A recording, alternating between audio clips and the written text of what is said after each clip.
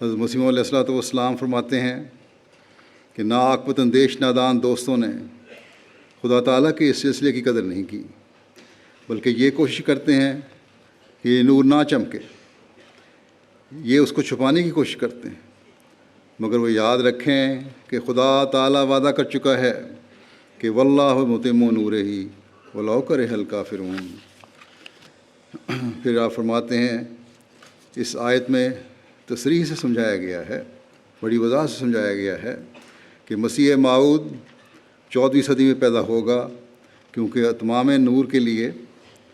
14ویں رات مقرر ہے، یعنی جب چاند پوری آب و تاب سے چمکتا ہے،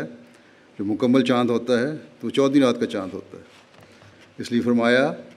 کہ 14ویں صدی ہی اس کے لیے مقدر تھی جو مسیح موعود نے آنا تھا۔ بس جو سعید فطرت لوگ اس سر کو، اس راز کو سمجھ رہے ہیں، وہ اللہ تعالیٰ کے فضل سے آپ کے سلسلہ بیعت میں شامل ہوتے جا رہے ہیں۔ ظہور علامات مسیح موعود بیان فرماتے ہوئے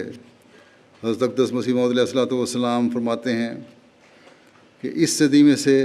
20 سال گزرنے کو ہیں۔ اس وقت جب نے فرمایا، یہ 1903 کی بات ہے، اب اس بات کو بھی کہے ہوئے تقریباً 116 سال گزر چکے ہیں، اور فرمایا کہ اور آخری زمانہ ہے، 14ویں صدی ہے کہ جس کی بابت تمام اہل کشف نے کہا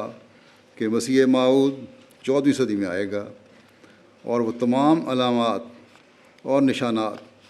جو مسیح موعود کی آمد کے متعلق پہلے سے بتائے گئے تھے ظاہر ہو گئے۔ آسمان نے کسوف و خسوف سے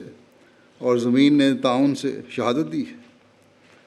اور بہت سے سعادت مندوں نے ان نشانوں کو دیکھ کر مجھے قبول کیا، اور پھر اور بھی بہت سے نشانات ان کی ایمانی قوت کو بڑھانے کے واسطے خدا تعالیٰ نے ظاہر کیے، اور اس طرح پر یہ جماعت دن بدن بڑھ رہی ہے۔ فرمایا کہ کوئی ایک بات ہوتی تو شک کرنے کا مقام ہو سکتا تھا، مگر یہاں تو خدا تعالیٰ نے ان کو نشان پر نشان دکھائے اور ہر طرح سے اطمینان اور تسلی کی راہیں دکھائیں، لیکن بہت ہی کم سمجھنے والے نکلے ہیں۔ فرمایا کہ حیران ہوتا ہوں کہ کیوں یہ لوگ جو میرا انکار کرتے ہیں ان ضرورتوں پر نظر نہیں کرتے جو اس وقت ایک مصلح کے وجود کی داعی ہیں، اس کا مطالبہ کر رہی ہیں، بلانے والی ہیں۔